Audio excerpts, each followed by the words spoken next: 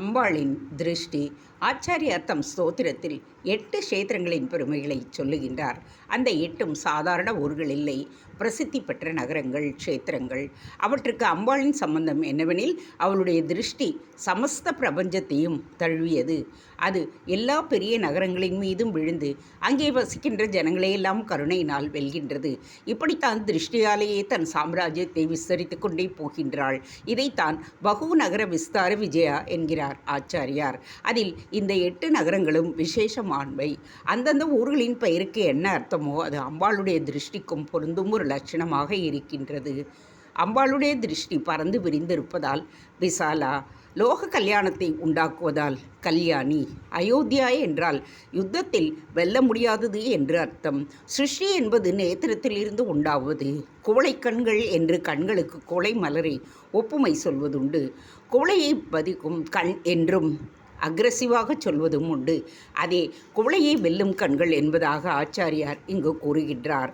குவளையால் வெல்ல முடியாத கண்கள் என்று வெல்ல முடியாத என்பதற்கு அயோத்தியா என்று போட்டிருக்கின்றார். அம்பாளின் திருஷ்டியே கிருபா வருஷத்திற்கு ஆதாரமாக இருப்பதால் கிருபா தாரா ஆதாரா என்று சொல்லி தாரா நகரின் பெயரை இருமுறை சொல்லுகின்றார். அம்பாள் மாதுரியமே சொரூபமானவள் என்பதால் திருஷ்டி எத்தனை மதுரமாய் இருக்கும். அதனால் அது மதுரை ஆகிறது. வட மதுரையை மதுரா என்றும் தென் மதுரையை மதுரா என்றும் சொல்வதுண்டு. போகவதி என்பது பிரயாகில் ஒரு இடம் என்று சொல்லுகின்றார்கள். கங்கை நதி தேவலோகம், பூலோகம், பாதாளலோகம் மூன்றிலும் பாய்கின்றது. தேவலோகத்தில் அதற்கு மந்தாகினி என்றும், பூலோகத்தில் பாகிரதி என்றும், பாதாளத்தில் போகவதி என்றும் பெயர்.